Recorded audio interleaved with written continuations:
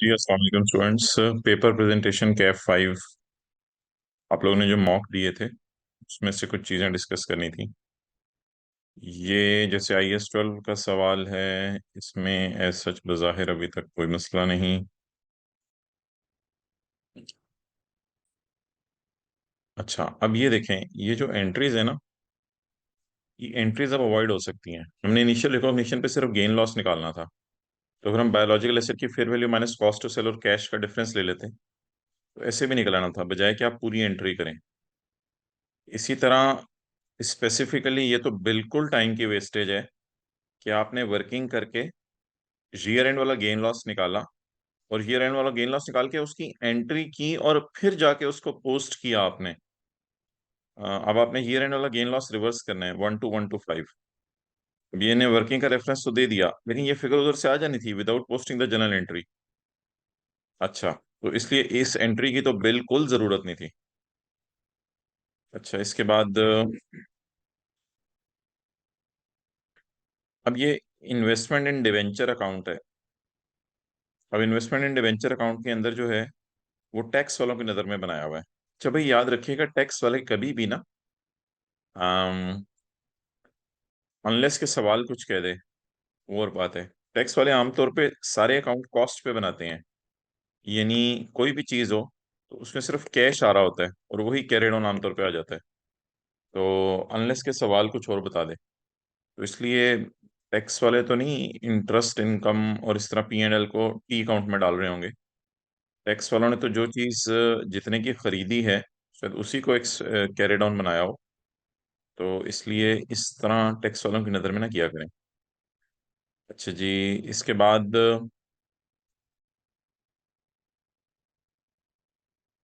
अच्छा, इस सवाल था जो IFRS 8 का था, इसमें लिखा हुआ था वाज़े तौर पे कि हम सिंगल ऑपरेटिंग सेगमेंट के तौर पे ऑपरेट कर रहे हैं। तो फिर ईच रिपोर्टेबल सेगमेंट का लॉस लिखना और दोबारा ईच रिपोर्टेबल सेगमेंट का लॉस लिखना, रिपोर्टेबल सेगमेंट जब एक है तो फिर उसमें क्यों आपने ये डाला है? अच्छा, अब ये देखें, ये तो एक बिल्कुल कंसोलिडेशन की सिंपल सी एडजस्टमेंट है, जिसमें हम कैरिंग वैल्यू और फेयर वैल्यू का डिफरेंस लेते हैं और जो सरप्लस आता है उस सरप्लस को हम पोस्ट कर देते हैं और उसकी अमोर्टाइजेशन चार्ज करते हैं। अब ज्यादा भी होता तो अमोर्टाइजेशन की कुछ जनरल अमोर्टाइजेशन की कोई कैलकुलेशन समझ आती है करनी, वो नहीं की हुई, यानी आपने 20/10 या जो भी था वो लिखना था। ये कुछ समझ आती है बात कि 20/10 लिख दें, और वो भी आप SRE की वर्किंग में लिखें। अदरवाइज ये जो 20 की फिगर है अगर सवाल में दी हुई है तो आप इसको इजीली पोस्ट कर सकते हैं, ये सरप्लस के अंदर इसको डाल दिया आपने, बात खत्म।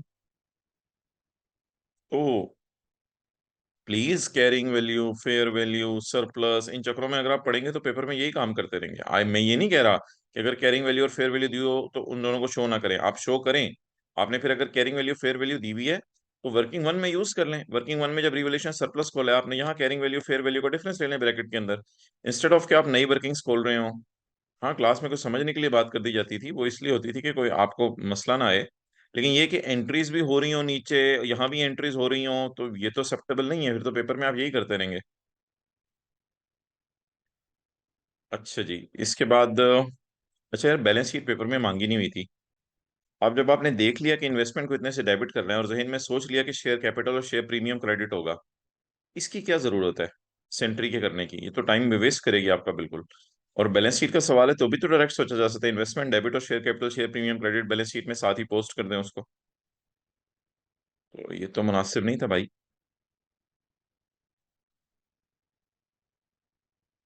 और यार, लेसी में लीज रिसीवेबल कहाँ से आ गया? लेसी में तो लीज लायबिलिटी आती है। अच्छा। अच्छा, ये जो पेपर मार्क करते हैं, पेपर मार्कर्स, तो उसमें कोई चीज़ अगर सोल्यूशन में नहीं दी होती तो कई दफ़ा वो लिख देते हैं नॉट रिक्वायर्ड। इसका मतलब ये नहीं कि आपने अगर उसको किया तो वो गलत होगा, लेकिन ये है कि आप उसमें मेरे से पूछ लीजिएगा, कोई भी, मैंने एक नंबर भी दिया था, और ग्रुप में जो उस्मान शेयर करते हैं, तो उसमें कोई भी ऐसा आपका कमेंट हो जिस पे आपको कंफ्यूजन हो तो वो शेयर कर लीजिएगा। पेपर मार्कर ने वही की है जो हमने कहा था कि नॉट रिक्वायर्ड यहाँ इसलिए लिख दी है क्योंकि नीचे जब PB ऑफ LP आपने डायरेक्ट निकाल ली थी तो LP निकालने में टाइम ज़ाया नहीं करना था। हाँ, लेकिन अगर लेसर का केस हो तो GI NI निकालते हैं क्योंकि उससे अर्न इंटरेस्ट पूरे सालों का डायरेक्ट निकल आता है, तो इधर आप डायरेक्ट भी PB ऑफ LP निकाल सकते थे। अच्छा, नेक्स्ट जी।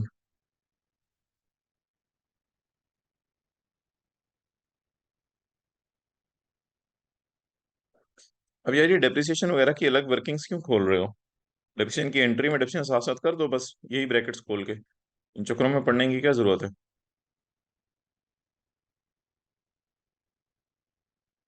ये जो इंक्रीज डिक्रीज का इम्पैक्ट था, बस प्लस माइनस शो नहीं करने थे, यहाँ बताना था इंक्रीज इन एसेट्स बाय इतने, डिक्रीज इन लाइफ, ये सारा शो करना था। अच्छा, ये एक इन्वेस्टमेंट इन डिवेंचर्स का सवाल था IFRS 9 का। तो इसमें देखें क्या किया आपने। इसमें आपने वर्किंग शुरू कर दी डायरेक्ट। वर्किंग नहीं शुरू करनी थी डायरेक्ट, जो सवाल की रिक्वायरमेंट है उसको पहले लिखो। सवाल की रिक्वायरमेंट ये तो 15 की एंट्रीज भी नहीं मांगी हुई, अब 15 की एंट्रीज की हुई है टाइम जाया करके, एंट्रीज ही अगले साल की मांगी हुई है 16 की। तो it should not be like this कि पहले आप वर्किंग करो। पहले आप सवाल की रिक्वायरमेंट के लिए जगह छोड़ो जो जनरल एंट्रीज करनी है, उसके बाद वर्किंग्स करो।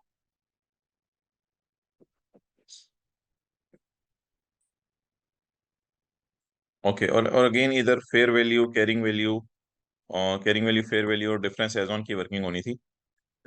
तो पेपर मार्कर ने इसीलिए हाईलाइट किया हुआ है जो हमने सोल्यूशन में किया था, लेकिन ऑब्वियसली अगर आपने डायरेक्ट इधर वर्सेस वाली कैलकुलेशन परफॉर्म कर दी है तो वो भी पेपर में एक्सेप्टेबल है, ये बात नहीं एक्सेप्टेबल है। लेकिन पेपर मार्कर ने एज पर दी सजेस्टेड सोल्यूशन इसको हाईलाइट किया है कि ये कहाँ है, लेकिन अगर आप इसको इधर भी डायरेक्ट कर दें तो नो प्रॉब्लम एट ऑल। अच्छा जी, नेक्स्ट, आगे चलें।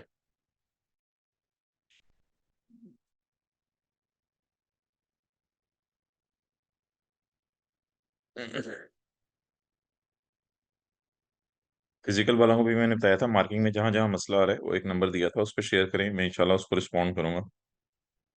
हाँ, इसमें IFRS की लैंग्वेज यूज करें यार, स्टैंडर्ड खोल के। IFRS 8 के सवाल में जो आपने सजेशंस देनी थी कि इसमें क्या एरर्स हैं यार, प्लीज एंट्री सवाल में मेन रिक्वायरमेंट है, उसमें एब्रीविएशन यूज ना करो। इंट एक्स, इस तरह की एब्रीविएशन अवॉइड करें। और यार टी काउंट अब सवाल के अंदर जो है वो सिर्फ हम सपोर्टिंग के लिए बना रहे हैं ताकि हमारी फिगर्स निकल आए। अब आप इसे डेट्स लिखने लग जाओगे सब कुछ और ये करने लग जाओगे, बस एक दफा इधर 15 लिख दिया बस काफी है, उसको पता चल जाएगा 15 का साल है ये डबल अंडरलाइन लगा के आप क्लोज कर दें उसको। अब इन लंबे चक्रों में पढ़ोगे तो फिर यही करते रहोगे।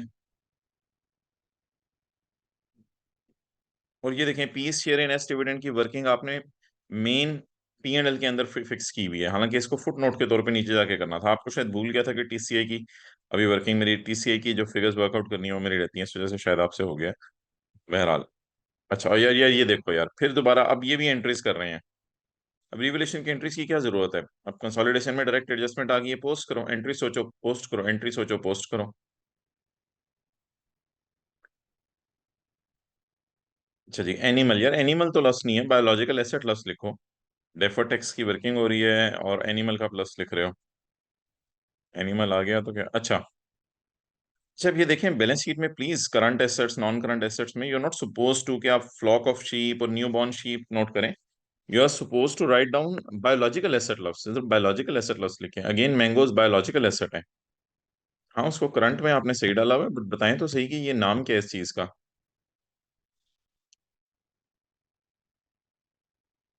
यार ROU डेबिट होता है लीज में, अब आप लोगों ने मशीन डेबिट की हुई है। ये कौन सी एंट्री है, rental income debit, rental expense credit? अच्छा, प्लीज नोट तो हमारे सवाल की मेन चीज है, इधर आप CTDT यूज कर रहे हैं, पूरा यूज करें, current tax expense, deferred expense, इधर पूरा यूज करें, प्रॉफिट बिफोर टैक्स। नोट तो हमारे सवाल की मेन रिक्वायरमेंट है।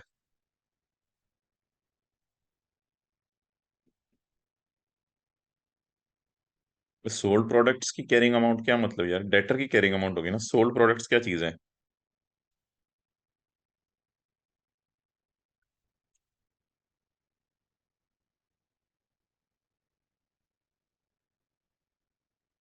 और कहीं भी कोई मार्किंग का इशू है तो आप जरूर उसको शेयर करें, और कोई भी आपको मसला आ रहा है ताकि मैं वो उस मसले का आपको जवाब दे सकूं।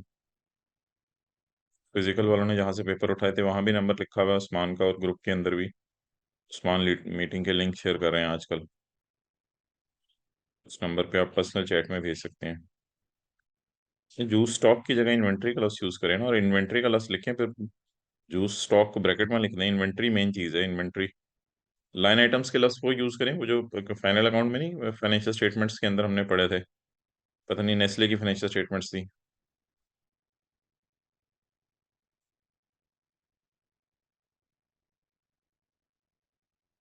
अब ये सीआरई वगैरह एनसीआई वगैरह नहीं चाहिए थी, क्योंकि पीएनएल का सवाल था, आप लोगों ने सब कुछ ही कर दिया हुआ था, ये एसआरई सीआरई। अब ये देखें, डिवेंचर्स की फेस वैल्यू अगर आपने कहीं लिखनी है तो लिख दें। अब इशू प्राइस इधर निकालनी है हमने, तो डायरेक्ट इधर ही कर दें। अब इशू प्राइस का लफ्ज लिखना, बस इधर ही इशू प्राइस निकाल के माइनस ट्रांजेक्शन कॉस्ट कर दें, और बताने की भी जरूरत नहीं ये इशू प्राइस है, वरना तो यही करते रहेंगे पूरे पेपर के अंदर। एंट्रीज में एब्रिविएशन यूज ना करें, अब उसने मेन एंट्रीज मांगी हुई हैं।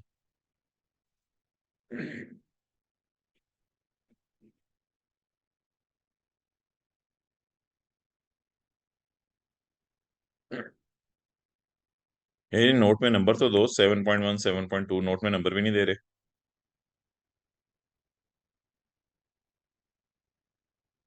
नोट में नंबरिंग दो, नोट का प्रॉपर नाम दो।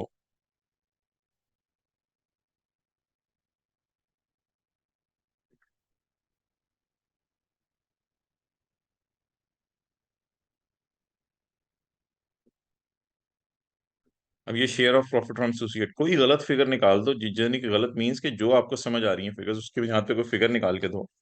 आपने तो बिल्कुल डैश डाल के इग्नोर कर दिया है। अब ये अगेन सीआरई एनसीआई निकालनी हुई थी, जो बैलेंस शीट में जाती हैं।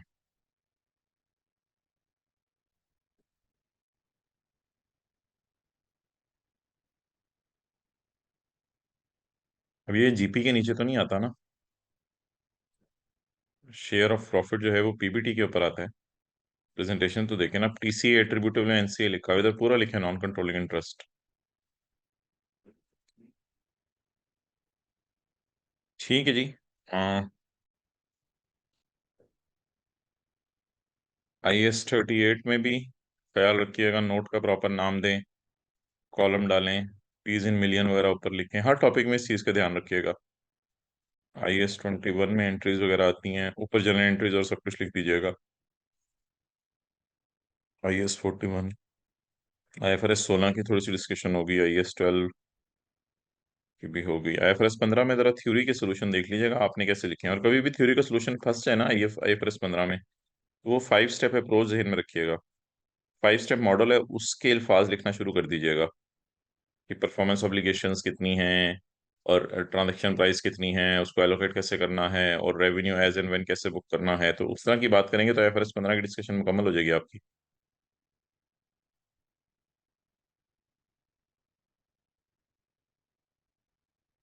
अगेन अब जैसे कंसोलिडेशन है, S2P P2S स्टॉक बेचा जा रहा है, अब उसकी कोई जरूरत नहीं है कि S2P P2S स्टॉक बेचा जा रहा है वहां पे जो है वो लाके शो कर रहे हो। आपने जो पी अकाउंट खोला है SRE का, उसी के अंदर S2P की सोल्ड अनसोल्ड, अनसोल्ड का प्रॉफिट, अब अनसोल्ड की फिगर सोचें, उसका प्रॉफिट निकालें और खत्म करें बात। तो आप वर्किंग अलग ही खोल के शुरू हो जाते हैं, फिर कितना टाइम लग जाएगा उसमें, सोल्ड अनसोल्ड, अनसोल्ड का प्रॉफिट वो निकालना है। अब ये तीनों चीजें लिख के तो नहीं देनी एग्जामिनर को, ये आप डायरेक्ट सोच के पोस्ट करें आप। IS 37 है, उसमें जरा सवाल की रिक्वायरमेंट अच्छे तरीके से पढ़ लीजिएगा, सवाल क्या क्या रहा है, उसकी रिक्वायरमेंट के मुताबिक सॉल्व कीजिएगा। ठीक है जी, अल्लाह आप हज़रात को पास करे।